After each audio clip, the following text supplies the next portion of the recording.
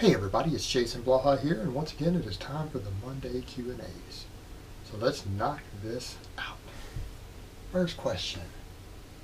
Can a novice build their squat using a squat/weightlifting shoe, or are they just more for advanced lifters? An elevated heel feels much more comfortable on my hips. Okay, what I recommend for this, I do agree, a lot of people do need that elevated heel. I personally can get deeper with them. It will generally feel better on your hips because of the way it changes your angle. But that doesn't mean that you should rely upon that as a crutch. What I recommend to everyone is that you need to build the basic hip mobility and ankle mobility to be able to squat without them, and then you use them to be able to get just a little deeper. Now, a novice is okay to do that, but if you can't get to depth without hip pain or ankle pain, or your heels lifting off the ground when you're still 3 inches above parallel, without them, you need to work on your mobility more and not rely on the shoes as a crutch.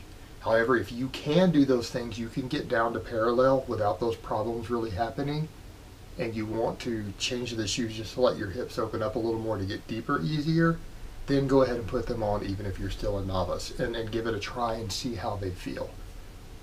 So it's really not an issue so much of experience level as are you using them as a beneficial tool or purely as a crutch due to really poor mobility is really what it comes down to. But I don't have an issue with novices using them as a proper tool, using them correctly. All right, next question. Hey Jason, when a person is about to start a cut and has surpassed your novice standards by 5 kilograms on your novice program, should they do the cutting version of your novice 5x5 or your intermediate program and just lower to work? I'm sorry, they said just lower to workload. No, if you're going to go into a cut, I wouldn't necessarily recommend that you go straight into that intermediate program, that off-season intermediate program. What I would recommend is that you do the cutting version of the novice program, and the reason is because when you go into that cut, your progress is going to come to a screeching halt, and the changes and adaptations from the intermediate program might not be appropriate when you're in a calorie deficit. So it's always effective to use the program that you have been running for bulking. In many cases, reduce the volume just slightly so that you can maintain strength, and in some cases gain a little bit of strength and a little bit of muscle. It really depends upon a lot of factors, but it can allow you that opportunity to go ahead and make a little more progress and at least hold on to all the progress you had by using the same program. Because if it's worked for you for bulking, you know that it will help maintain you while you're cutting, which is the ultimate goal. Not everyone can count upon making progress on a cut. For most of us, our ideal goal is to at least keep the progress that we had. Now that's a lot easier for someone who's more novice and more advanced, but that's generally the goal. So you don't necessarily need to go to that intermediate program. So just stick with the cutting version of the novice program. Then when you're done with your cut, you're ready to either do a recomp or a clean bulk again, or dirty bulk, whatever your preference happens to be or whatever your goals are aligned with. Then go ahead and jump to something like that intermediate program. All right, next question. What strength program would you conceive as the fastest way to progress on pull-ups/chin-ups, even at the expense of other important lifts? I've probably answered this question half a dozen times, but it comes up a lot. And I understand a lot of people pull-ups or chin-ups are very important to them, but for a lot of guys, they need it for certain sort of physical fitness requirements for their work or for the military. So it's a more common question than a lot of people would think. So what I recommend, there is a program specifically written for this. I've seen people use it successfully. It's been around well over a decade. It's by a writer called Pavel Tausalin. He's a Russian strength coach. And the program is called Greasing the Groove. And if you just Google that, type in Greasing the Groove into Google, you should be able to get a lot of info on this program, the philosophy behind it, how to make it work. And yeah, plenty of people have done this program and gotten to the point where they can do 15 to 20 unassisted chin-ups. So that's pretty good. It is time proven and effective. All right, next question. If you gain 20 pounds of muscle and you don't train for a year and lose all 20 pounds, do your noob gains start again when you resume training? Short answer, yes. Yeah, absolutely. Because what ends up happening, if you completely detrain, the Mechanics of muscle memory are subject to a lot of debate as to how they work. As far as I know, we still don't have a full consensus and understanding of how this works. A lot of theories out there. But as far as that goes, when you completely detrained back to your untrained standards or close to, your noob gains will kick right back in again. You will regain that muscle just as fast as you did the first time. Maybe in some cases, not every case, you might even gain it a little faster. Could be related to some biological components to muscle memory. It could just be that you know how to train a little better, a little smarter from gaining the first 20 pounds. You've had a little bit of trial and error, so you have more experience and wisdom with what you're doing, which lets you facilitate a little better growth. But either way, it shouldn't go slower. Okay, next question.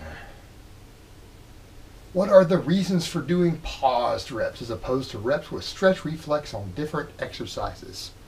Comes down to what you're trying to train. For a lot of people, a lot of field athletes and even powerlifters and other things, we need explosive strength. Explosive means that we need to be able to train from a dead stop. Pause work trains you to be explosive.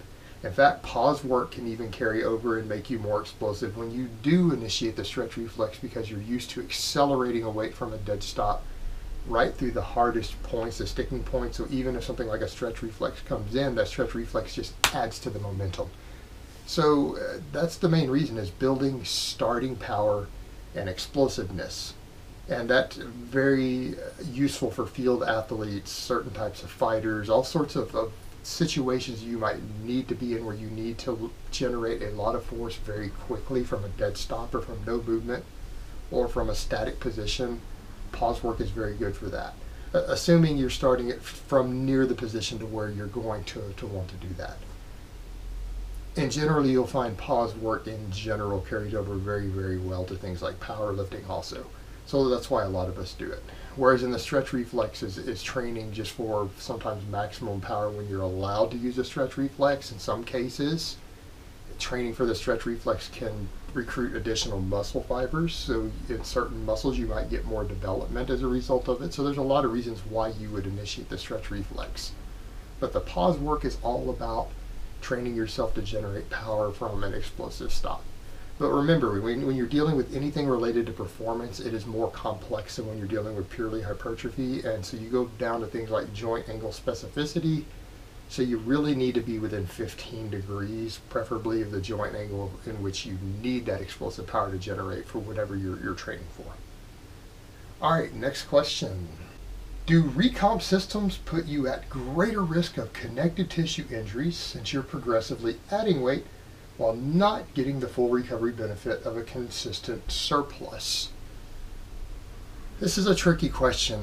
We do know that people tend to have this issue more when cutting, but when you're recomping, you're generally not pushing yourselves to quite the limits that you are when you're bulking, because you're not going to be able to stimulate as much muscle growth. You're not going to be able to recover as fast. So a perfect recomp system, you generally are doing a little less workload, a little less volume than you would be on a larger surplus. So really your risk of an additional injury from recomping versus bulking, it really shouldn't exist.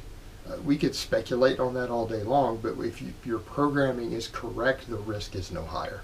And that's true of any programming. Overextending yourself too much for too long will always predispose you to more injuries than if you don't. And it's irrespective of what's causing you to overreach or why you're not recovering, whether it's not enough sleep, not enough drugs, if someone's pushing themselves so hard that they need drugs, not enough food, not deloading correctly. Any of those things in general doesn't really matter the cause. It's the issue is that lack of recovery can always lead to a higher risk of injuries in the long term. But again, a proper recomp where you're actually going to make it work the best, your workload should be sufficient that your chance of injury is going to be much lower anyway. So it should balance out in the end if you're on a proper recomp program, such as if you're running my novice program, the cutting or the recomp version instead of the bulking version, the total workload is around 40% lower per week anyways, while keeping the frequency the same. All right, next question. So what happens when you reach your max potential? You just maintain a once a week workout? What is there left to do, assuming drug-free here?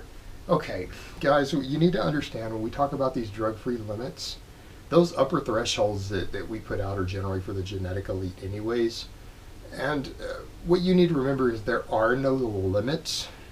The reason we have limits are because these are reasonable limits to assume that after 10 straight years or 15 straight years, that's probably about where you're going to be at, because what you see happen with training and adaptation in the body as a result of training, whether it's muscle gain, strength gains, whatever, the more you progress, the less results you get afterwards on your next set of progression. So your gains look like this. They start really, really high and they just taper off, and they continue to taper off indefinitely. You'll always see diminished returns. If you're training quite well enough to stimulate most, if not all, of the possible gains that you're going to get per year, each consecutive year you're going to make less and less gains as a result of it. Whether we're talking size, strength, whatever you want to measure the gains as, your adaptation, it's always going to reduce with every continuous year. So it's not that you've reached your limit. You don't have a true limit. You could still be gaining in theory after 20 years. It's just that it's going to be such a small percentage that you might not measure it. So no, your training doesn't necessarily need to change until you accept that you have reached whatever limit you're trying to reach. When you've reached the limits of what you're happy with, or you're convinced you've reached your genetic limit, you don't want to try to push any further, yeah, you can scale everything back as long as you keep roughly the same amount of weight on the bar that you've been using. You can scale the workload back, the frequency back, whatever, and you will probably sustain whatever progress you've made for a few years. Eventually age will catch up to you though, and you'll start losing it even doing that. But that's the general idea. But don't think that you've ever truly reached your limit. Just keep in mind that it's such a massive diminished return year after year that you can reach a point to where the year-to-year gains are so small that they can barely be measured. And so it's more of a practical limit, not an actual true limit. So don't think of it in those terms. All right, next question. Is there any supplements or exercises that one can do to improve their joint health? In all honesty, not really. If your joints are hurting as a result of training, then your technique, your exercise selection, or your programming is incorrect. You need to learn to train better, or you're malnourished in your diet. Something is wrong. You're missing something in your diet, or you're training incorrectly, because weight training done correctly should always make your joints and your connective tissue stronger over time. They should be stronger and healthier as a result of it. And if they aren't, then you're not doing it correctly. You're doing something wrong. So it's not so much that you need something else external to help fix the problem. You need to quit doing the poor training methods that's causing the problems instead of making them better. You're not deloading correctly. You're not doing an exercise correctly, using a bad technique, at which point you reach a point to where they're hurting and you're injured. That might be the end of it. You've already messed up long enough that you've injured yourself, and it may not ever get better. So stop looking for these external fixes, because once you reach that point, it might not be much you can do for it. And instead, learn to train correctly so that your connective tissue and your joints just get healthier and stronger over the years of training rather than having these problems. So it's more an issue of proper training programming and just eating a well-balanced diet to where you're not deficient in anything, so that there's no chance that some sort of nutrient deficiency is causing an issue with the recovery of that tissue. All right, guys, so that's really all I have to say on that today. I hope it has been informative, and I will talk to you guys next time in part 2.